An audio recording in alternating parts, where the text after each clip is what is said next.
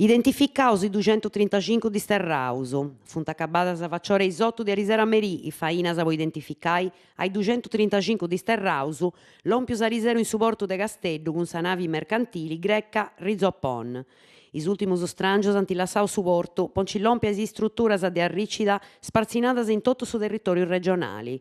Sa maioria de issus aparrat in Laccanas de Casteddu, 121 personis, 71 cirusanti tramudaus con postali in Cussorgia Tattaresa, 30 in Nugoro e 22 in Aristanisi.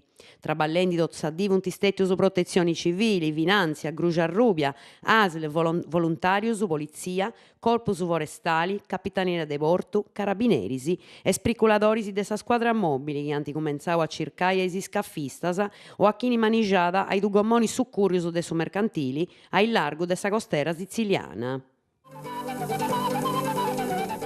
Pranus sulcisi, dus anti publicaus prus o mancu paris, bandus de gara, poi bias de su sulcisi de Giossu, 16 milioni de euros, po su porto industriali de Portuvesme, 15,8 milioni de euros, po sa via che ingiria da su porto industriali, 1,2 milioni de euros, e po sa collegata de Sistimu de Santo Antiogu, 40 milioni de euros, secondo su programma de crescimento de sa nautica, e atteras obras po gastu minoris.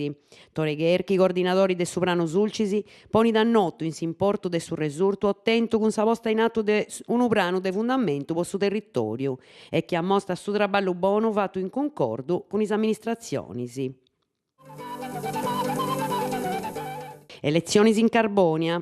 Danti presentata Risero in Carbonia in s'anfiteatru de Praza Marmidda su programma elettorali de su candidatu a sindico Andria Gorda Po Unidos a sustento de su giovunu a fueddau de su palcu su capogruppu de Unidos Mauro Pili. Mi propongo che a sindico de su popolo a nau Andria Gorda in s'ora de sa presentata.